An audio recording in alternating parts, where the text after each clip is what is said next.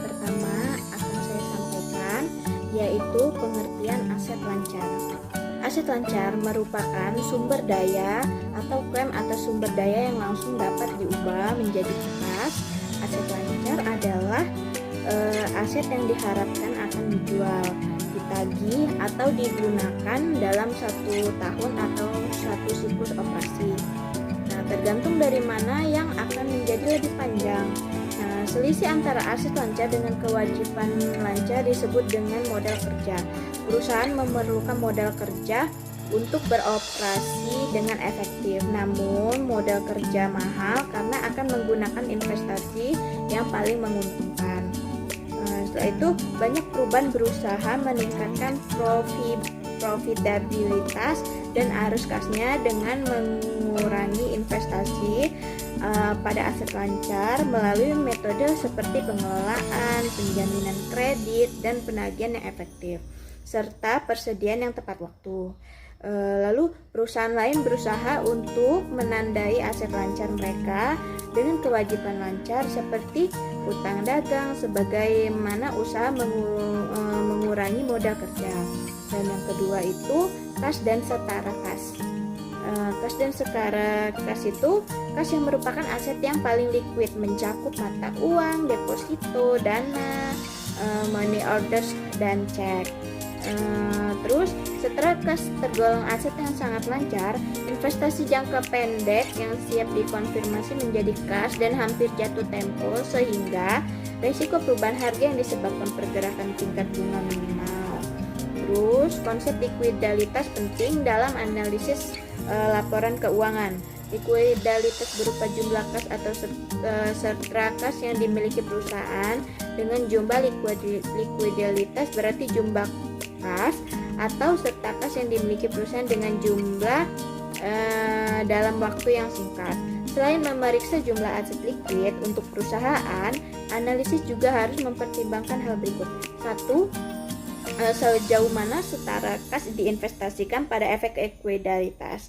Perusahaan dapat mengalami penurunan likuidalitas jika nilai pasar efek investasi tersebut menurun. Dan yang kedua, kas dan setara kas seringkali dibutuhkan sebagai saldo kompensasi untuk mendukung suatu perjanjian pinjaman atau sebagai jaminan hutang. Baik, materi yang selanjutnya akan lalu ada persediaan. Persediaan merupakan barang yang dijual dalam aktivitas operasi normal perusahaan. Metode akumulasi biaya persediaan digunakan untuk mengalokasikan biaya barang tersedia untuk dijual pada harga pokok penjualan atau persediaan. Persamaan persediaan itu persediaan awal ditambah pembelian besi ditambah APP sama dengan persediaan akhir. Lalu ada arus biaya persediaan. Arus biaya persediaan itu ada masuk pertama, keluar pertama, yaitu first in, first out, FIFO. Lalu ada masuk terakhir, keluar pertama, last in, last out, FIFO. Biaya rata-rata, average cost. Lalu ada analisis persediaan. Nah, analisis persediaan itu ada penerapan metode yang berbeda dapat memberikan hasil yang berbeda. Lalu ada dampak biaya persediaan. Dampak berpengaruh pada 1. Profit, 2. Neraca, 3. Arus kas. Baik, saya akan melanjutkan presentasi dari Diana. Nama saya Eca Ratnasari, NPM 19516053. Masalah penilaian persediaan lainnya. A. Likuidasi LIFO. Pertama, perusahaan diwajibkan untuk mencatat setiap tingkat biaya sebagai kelompok persediaan terpisah.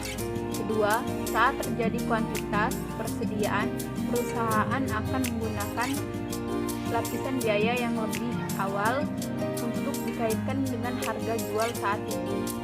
Yang ketiga, pada periode harga meningkat, menghasilkan peringkat pada laba kotor, seperti dampak penggunaan biaya persediaan LIFO. B.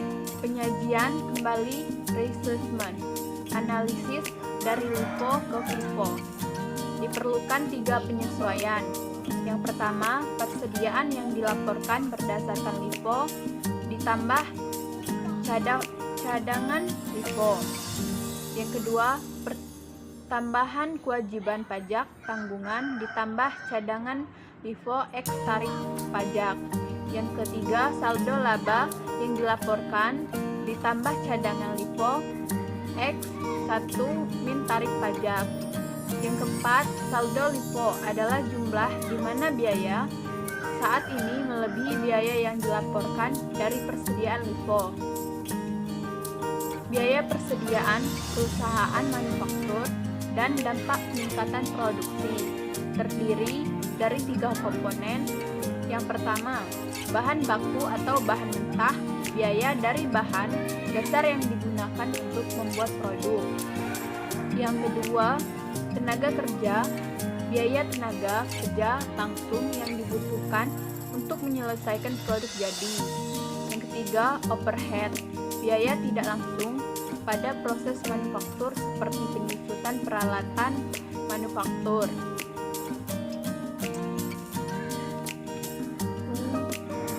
Biaya perolehan atau nilai pasar yang lebih rendah. Yang pertama, prinsip akuntansi yang berlaku atas valuasi persediaan adalah menilai pada biaya perolehan atau dapat mempengaruhi secara signifikan laba berjalan dan nilai persediaan. Yang ketiga, aturan lokom. Jika harga persediaan turun melebihi biaya perolehan persediaan untuk alasan apapun, maka nilai persediaan diturunkan untuk mencerminkan kerugian. Pengenalan aset panjang merupakan sumber daya yang digunakan untuk menghasilkan operasi atau mengurangi biaya operasi untuk lebih dari satu periode. Bentuk yang paling umum adalah aset tetap berwujud, bangunan, pabrik, dan peralatan. Bentuk aset tak berwujud, paten, merek, dagang, copyright, dan goodwill. Baik, itu presentasi dari saya.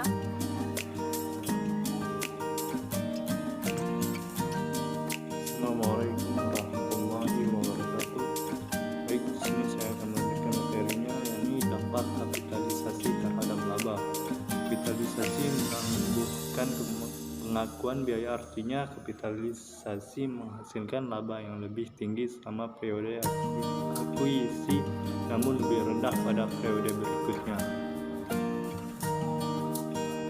Kapitalisasi menghasilkan serial perataan laba.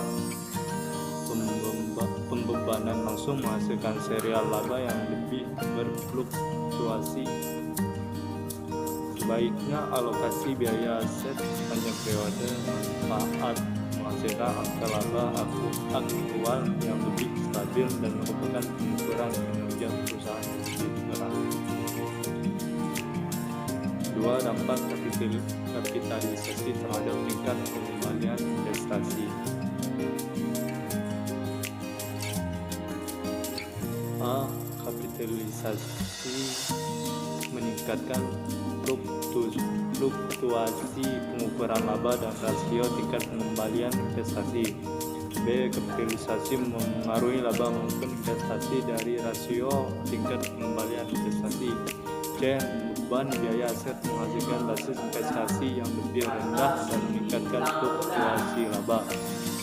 D. Pembebanan juga menghasilkan bias terhadap pengukuran laba karena laba dinyatakan terlalu rendah pada tahun akuisisi dan terlalu tinggi pada tahun berikutnya.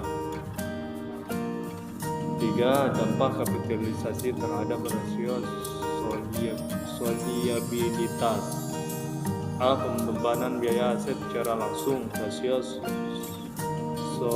solvabilitas seperti rasio utang terhadap ekuitas mencerminkan kondisi perusahaan yang lebih buruk dari kondisi sebenarnya. Ini terjadi karena pembebanan biaya langsung menyebabkan ekuitas dinyatakan terlalu rendah untuk perusahaan yang memiliki aset produktif.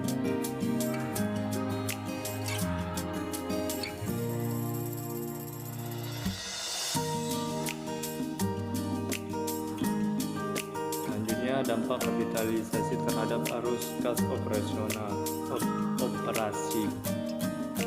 1. saat biaya dibebankan langsung, biaya ini dilaporkan sebagai arus kas keluar aktivitas operasi. Sebaliknya, jika aset dikapitalisasi, biaya ini dilaporkan sebagai arus kas keluar aktivitas investasi. Pembebanan langsung biaya aset akan menyatakan arus kas keluar operasi yang terlalu tinggi dan arus kas keluar investasi terlalu rendah pada tahun akuisisi. Kesimpulan, aset lancar merupakan sumber daya atau klaim atas sumber daya yang langsung dapat diubah menjadi kas. Aset lancar adalah aset yang diharapkan akan dijual, ditagih, atau digunakan selama 1 tahun atau 1 siklus operasi, tergantung dari mana yang akan menjadi lebih panjang. Yang kedua, persediaan merupakan barang yang dijual dalam aktivitas operasi normal perusahaan. Yang ketiga, aset jangka panjang merupakan sumber daya yang digunakan untuk menghasilkan penghasilan operasi atau mengurangi biaya operasi untuk lebih dari 1 periode. Baik, itulah presentasi dari kelompok 6. Lebih kurangnya saya mohon maaf. Wassalamualaikum warahmatullahi wabarakatuh.